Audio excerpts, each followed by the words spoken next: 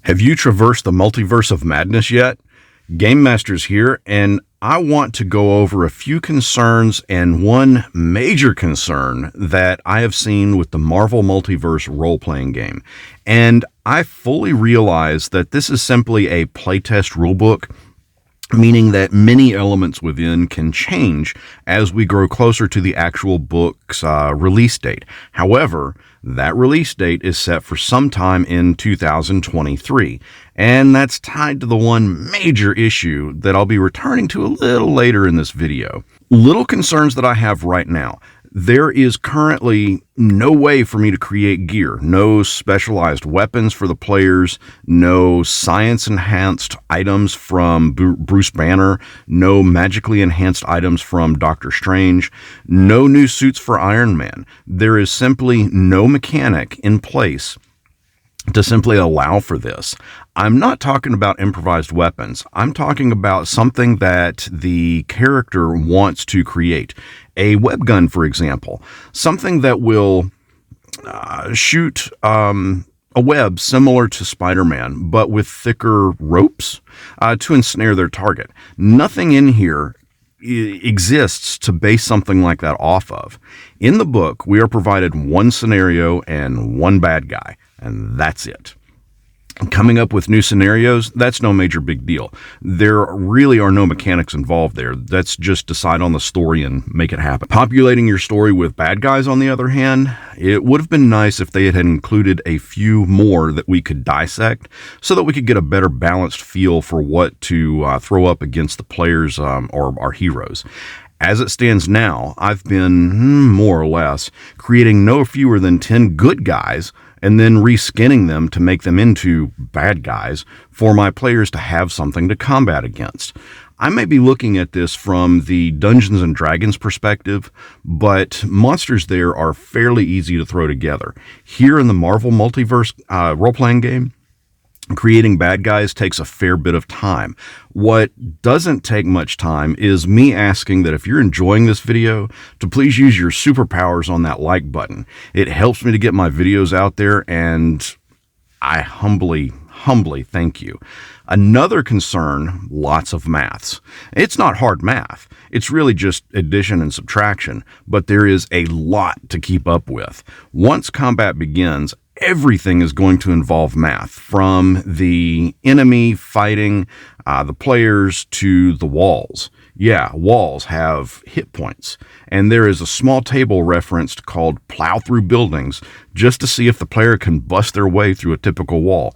Listen, I'm not going to do a roll to just see how much damage a building has taken. That's taking a step, just one step too far out of the fun and fantastical realm. Let me give you an example. This one is right from the book and uses Laura Kinney's Wolverine and Juggernaut in combat. Juggernaut throws Wolverine into the side of the Avengers Tower. The attack deals 65 physical damage, bashing damage.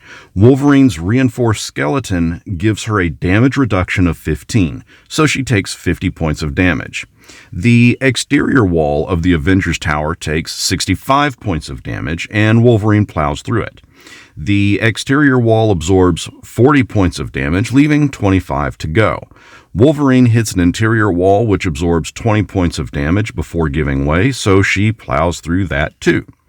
That leaves 5 points of damage. When Wolverine smacks into a second interior wall, she does the last 5 points of damage to it.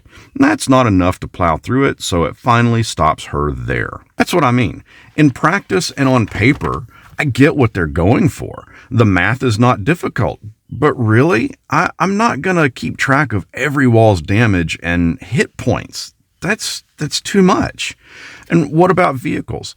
In any given movie, we see a car chase, or we see a vehicle being flipped or picked up and smashed and used as a weapon. I mean, if we're going to track walls, why not track vehicle hit points too? While I have concerns with balance between the archetypes, I'm not going to dive too deep into that. That's just a pure numbers game, scaling up or down.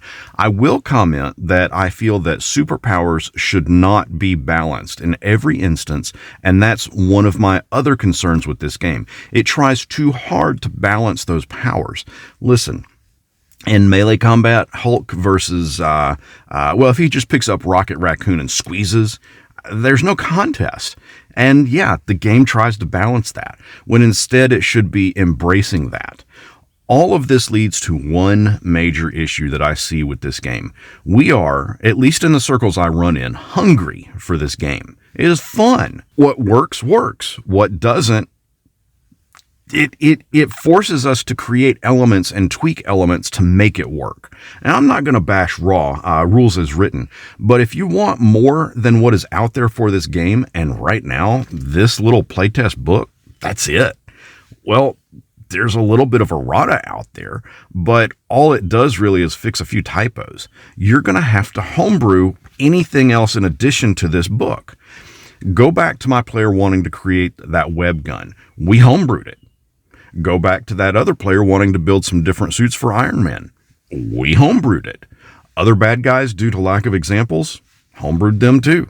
If I am going to be left to my own devices to create elements to fill in that void, I may not ever give the official version a fair chance, especially if we are waist deep in a campaign by the time that thing comes out. And my understanding, it's almost over a year away before it will. And I'm not saying I wouldn't buy it. I'm still going to, but there's a good chance that I'd simply never use it because I'm already enjoying what I had to homebrew up, which leads to a second major beyond concern. What happens when I make that step into the DC universe and start brewing up Batman or Flash or Superman? I mean, in one of my past videos, you guys saw how easy it was to create Superman using this book's character creation system. A lack of material from Marvel right now is kind of scary because at a certain point, this is really just going to end up becoming a generic superhero game if we are left to our own devices to homebrew all of the missing voids. What Marvel can do is take our feedback and incorporate it into the official game, including the gamers as the creators.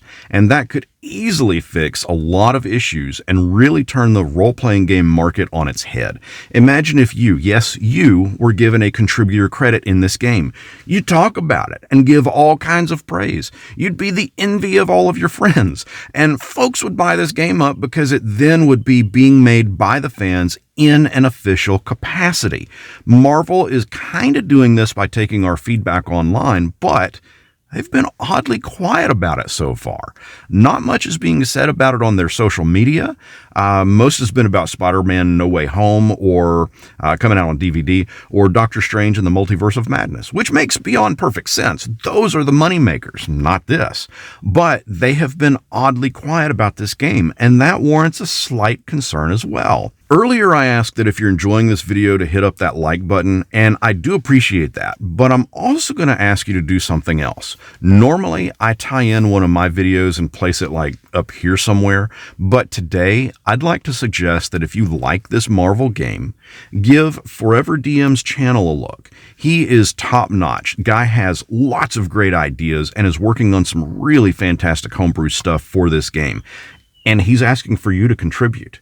I highly recommend checking him out, especially this Project Excelsior. Until next our paths cross, may your story include the X-Men, Fantastic Four, the Avengers, Howard the Duck, Hellcow, Wirt the Living Comet,